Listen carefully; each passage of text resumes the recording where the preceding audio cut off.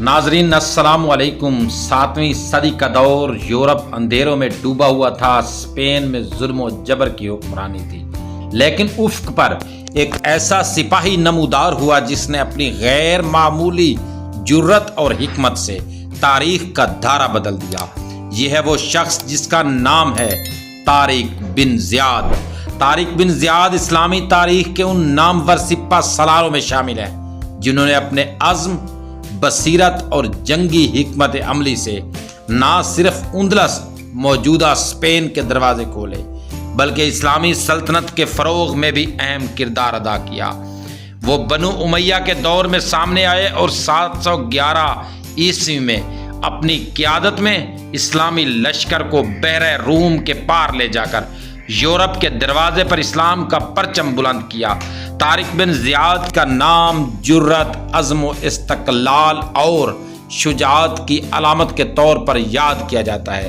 Tariq bin Ziyad की पैदाइश के मुताल्लिक़ मुअर्रिख़ीन में इख्तलाफ पाया जाता है, मगर अक्सर रवायात के मुताबिक उनका ताल्लुक बर्बर कबीले से था जो शुमाली अफ्रीका, मराकश और अलजायर के इलाके में आबाद थे। वो तकरीबन 670 ईस्वी के आसपास पैदा हुए।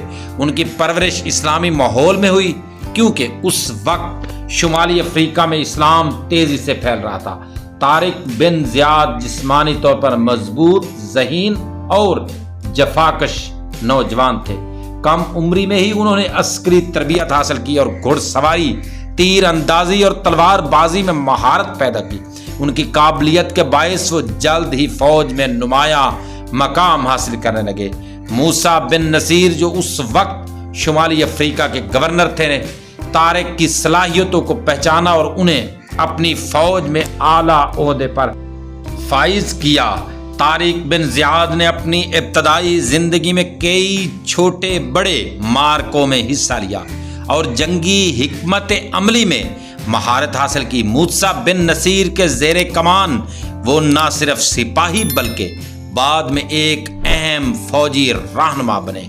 उन्हें जबल तारिक आज उन्हीं के नाम से मौसूम है के करीब इलाकों की निगरानी की जिम्मेदारी दी गई। उंदलस पर हमले से कबल मूसा बिन नसीर ने कई छापा मार दस्ते स्पेन के साहिली हदूद में भेजे ताकि वहां के हालात का अंदाजा लगाया जा सके। उनमें सबसे अहम मुहिम तारीफ बिन मालिक की क़यादत में हुई, जिसने कामयाबी के बाद मूसा बिन नसीर को उंदलस पर मुकम्मल फतह के लिए मुहिम तैयार करने का मशवरा दिया। 7वीं सदी के इख्तिताम तक उंदलस पर गोथक बादशाहों की हुकूमत थी। यह हुकूमत कमज़ोर हो चुकी थी और अंदरूनी खाना जंगी ने उसकी बुनियादें हिला दी थी। उस वक्त के बादशाह रुद्रीक ने ताकत तो हासिल कर ली थी, मगर रआया और उसकी हमायत कमज़ोर हो चुकी थी। उंदलस के मकामी लोगों, खसूसन यहूदी और बाज़ मकामी कबाइल ने मुसलमानों से मदद की ताकि वो रुद्रीक की जालमाना हुकूमत से निजात हासिल कर सके। मूसा बिन नसीर ने उस मौके को गनीमत जाना और खलीफा वलीद बिन अब्दुल मलिक की इजाज़त से उंदलस की फतह की तैयारी शुरू की। 711 ईस्वी में तारिक बिन ज़ियाद 7000 सिपाहियों के साथ बहरा अबूर करके उंदलस के साहिल पर उतरे। बाद में मूसा बिन नसीर ने 5000 मजीद सिपाही भेजे, जिससे इस्लामी लश्कर की तादाद 12000 हो गई। जब मुसलमान फौज जजीरा नुमा एब्रिया में दाखिल हुई तो तारिक बिन ज़ियाद ने एक जुर्रतमंदाना कदम उठाया। उन्होंने अपने बहरी जहाज़ों को जला दिया ताकि लश्कर के सिपाही वापस जाने का सोच भी न सके और उन्हें सिर्फ आगे बढ़ने पर मजबूर होना पड़े। इस मौका पर उनकी मशहूर तकरीर भी तारीख का हिस्सा है, जिसमें उन्होंने कहा, ऐ लोगो, दुश्मन सामने है और समंदर पीछे है। तुम्हारे लिए अब कोई रास्ता नहीं सिवाय फतह के। उंदलस की फतह की फैसला कुन जंग वादी लका के मकाम पर लड़ी गई। रुद्रीक ने तकरीबन 1 लाख फौज के साथ तारिक बिन ज़ियाद का मुकाबला किया, जबकि मुसलमान फौज सिर्फ 12000 थी। उसके बावजूद तारिक बिन ज़ियाद ने अपनी शुजाअत, हिकमत अमली और अल्लाह पर तवक्कल के जरिए ये जंग जीत ली।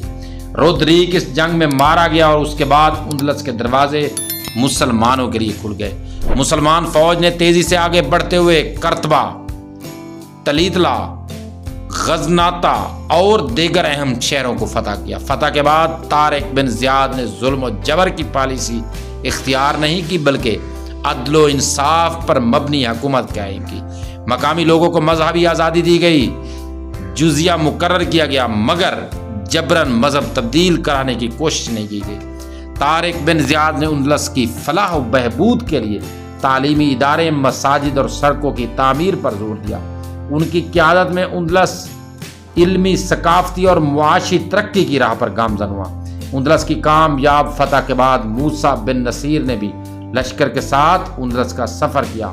दोनों ने मिलकर तकरीबन पूरा उंदलस फतह कर लिया। ताहम बाद में खलीफा वलीद बिन अब्दुल मलिक ने इन्हें दमश्क तलब किया ताकि तफसीलात मालूम कर सके। तारीखी हवालों के मुताबिक मूसा बिन नसीर और तारिक बिन ज़ियाद के दरमियान बाज़ इख्तलाफात पैदा हुए, क्योंकि मूसा समझते थे कि तारिक ने बाज़ इलाकों को उनकी इजाज़त के बगैर फतह किया। ताहम खलीफा ने दोनों की खिदमात को सराहा, मगर उंदलस वापस जाने की इजाज़त ना दी। तारिक बिन ज़ियाद की वफ़ात के बारे में मुख्तलिफ रवायात है। बाज़ मुअर्रिखीन के मुताबिक शाम में गुमनामी की ज़िंदगी गुजारते रहे और 720 ईस्वी के आसपास वफ़ात पाई।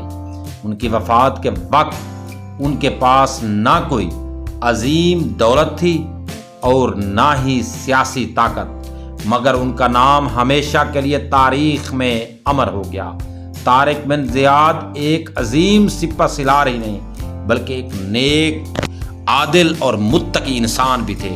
उनकी खसूसियात दर्ज झैल है। नंबर 1, जुरत और शुजात, छोटी फौज के साथ बड़ी सल्तनत को शिकस्त दी। नंबर 2, ईमान और तवक्कुल, हर कदम पर अल्लाह की मदद पर यकीन रखा। नंबर 3, अदलो इंसाफ, फतह के बाद मकामी आबादी के साथ इंसाफ किया। नंबर 4, इंतज़ामी सलाहियत, नौ आबादियाती की तामीर और तरक्की पर जोर दिया। उंदलस की फतह ने यूरोप की तारीख बदल दी। इसके असरात दर्ज झैल थे। इस्लामी तहजीब और इल्म यूरोप में मुंतकिल हुए। मुसलमानों ने वहाँ ज़राअत, साइंस, फ़नून लतीफ़ा और तालीम के मैदान में तरक्की की बुनियाद रखी। यूरोप के नशात सानिया पर उंदलस के मुसलमानों की इल्मी खिदमात का गहरा असर पड़ा। आज जबल तारिक उनके नाम की यादगार है। तारिक बिन ज़ियाद का नाम न सिर्फ अरबी दुनिया बल्कि पूरी इस्लामी तारीख में इज्जत और एहतराम से लिया जाता है। उनकी शख्सियत नौजवानों के लिए जुर्रत, अज़म और क़यादत की मिसाली अलामत है। तारिक बिन ज़ियाद की ज़िंदगी हमें यह सबक देती है कि ईमान, अज़म और मनसूबाबंदी के ज़रिए नामुमकिन को भी मुमकिन बनाया जा सकता है। उन्होंने कलील वसाइल के बावजूद उंदलस जैसी बड़ी सल्तनत को फतह किया और इस्लाम का पैगाम यूरोप तक पहुंचाया। प्यारे दोस्तों, अगर ये वीडियो आपको अच्छी लगी तो वीडियो को लाइक करें, शेयर करें। अगर चैनल पर नहीं हो तो चैनल को सब्सक्राइब ज़रूर करें।